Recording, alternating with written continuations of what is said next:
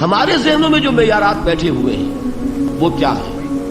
کامیابی پیسے سے ہے، کامیابی جائیداد سے ہے، کامیابی کاروبار سے ہے، کامیابی شہرت سے ہے، کامیابی اقتدار سے ہے۔ یہ معیارات، جو جتنا دولت مند اتنا کامیاب، جو جتنا مشہور اتنا کامیاب، جو جتنا پاپولر اتنا کامیاب، جو حکومت پر پہنچ گیا کامیاب، جس نے بڑا کاروبار جما لیا کامیاب، جس نے بہت جائیداد بنا لی کامیاب۔ یہی ہے اصل میں ساری بس کی گانٹھ۔ جو تصور کامیابی کا ہوگا اسی کے مطابق آپ کی بھاگ دوڑ ہوگی، اسی کے لیے جد و جہد ہوگی، اسی کے لیے توانائیاں صرف ہوں گی، اسی کے لیے دن رات کی مشقت ہوگی۔ یہ ہے اصل شے جس کی یہاں نفی ہو رہی ہے۔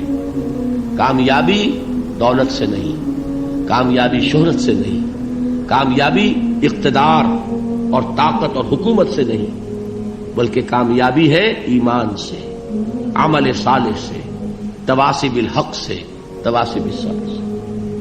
آپ غور کیجئے اس نقطہ نظر کا، اس ایٹیچیوڈ کا، یہ جو مینٹل ایٹیچیوڈ ہے، اس کا بدل جانا ہی انسانی شخصیت کے اندر انقلاب برپا کرے گا۔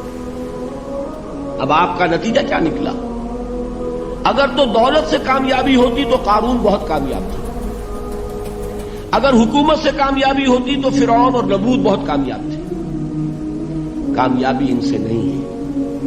کامیابی انسان دولت میں قارون کی دولت تک پہنچ جائے اور دنیا میں دبدبہ اور اقتدار اور سلطنت اور حکومت کے اعتبار سے وہ نمرود اور فرعون کا مقام حاصل کر لے، وہ ناکام ہے، خائب ہے، خاسر ہے، برباد ہے۔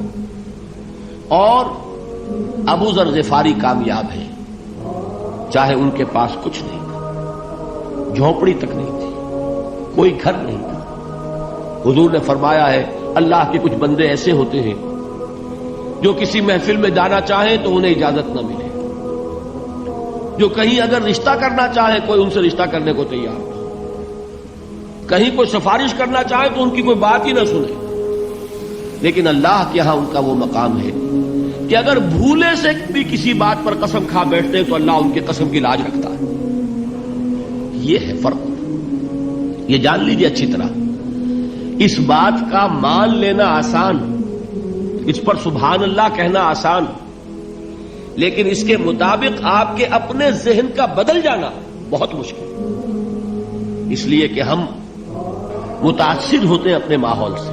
وہ بڑا محل ہے، دیکھ کر ایک دفعہ جھجری آتی ہے، وہ بڑی سی 20 فٹ لمبی کار سناٹے کے ساتھ آپ کے پاس سے گزر گئی، ایک دفعہ اعصاب کے اندر ارتعاش ہوتا ہے، محسوس ہوتا ہے بڑے یہ نصیبے والے لوگ ہیں، بڑے خوش نصیب، بڑے کامیاب، حالانکہ کچھ معلوم نہیں کہ یہی سب سے بڑی بد نصیبی ہو سکتا ہے کہ یہی سب سے بڑی ناکامی ہو۔ اگر ذہنوں میں یہ بات بیٹھ جائے کامیابی کس شے سے، یہی وجہ دیکھیے قرآن مجید میں بارہا آپ دیکھیں اولئک ھم المفلحون، یہ ہے لوگ کامیاب ہونے والے۔ آج ہی آپ نے نماز میں وہ آیات سنی، یا ایھا الذین آمنوا ارکعوا واسجدوا واعبدوا ربکم وافعلوا الخیر لعلکم تفلحون۔ اے ایمان والو، رکوع کرو، سجدہ کرو، اپنے رب کی پرستش اور بندگی کرو اور اچھے کام کرو تاکہ تم کامیاب ہو جاؤ۔ تو کامیابی کن چیزوں سے ہے، یہ ہے سب سے بڑا سبق۔ یہ ہمارے دل میں اگر بات بیٹھ جائے، ٹھک جائے، تو زندگی بدل جائے گی، صبح و شام بدل جائیں گے، نقشے بدل جائیں گے، بھاگ دوڑ کا رنگ بدل جائے گا، ویلیو سٹرکچر بدل جائے گا۔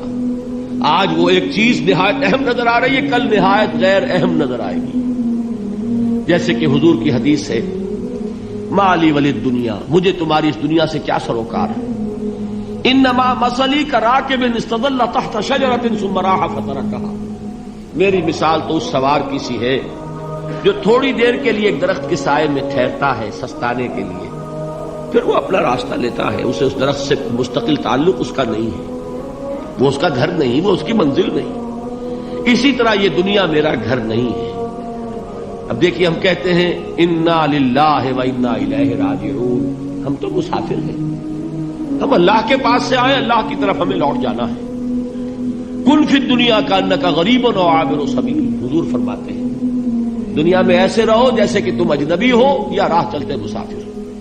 لیکن یہ طرز عمل کب ہوگا؟ جبکہ یہ آیت ہمارے ذہنوں کے اندر بیٹھ گئی ہو. والعصر ان الانسان لفی خسر الا الذین آمنوا وعملوا الصالحات وتواصوا بالحق وتواصوا بالصبر.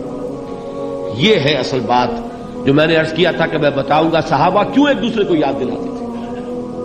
اس لیے کہ دیکھیے جیسے برف باری اگر ہو رہی ہو، آپ باہر نکلیں گے تو برف آپ کے کپڑوں پر جم جاتی ہے نا، تو آپ جھٹکتے ہیں کپڑوں کو تاکہ برف ہٹ جائے.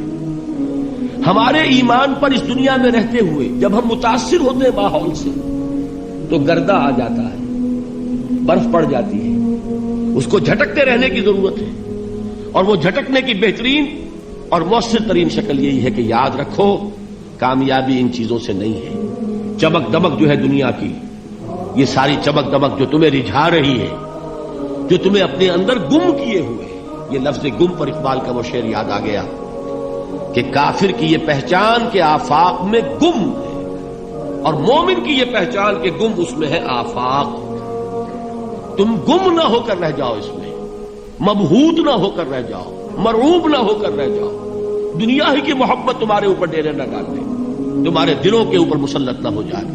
لہذا تازہ کرتے رہا کرو والعصر ان الانسان لفی خسر الا الذین آمنوا وعملوا الصالحات وتواصوا بالحق وتواصوا بالصبر.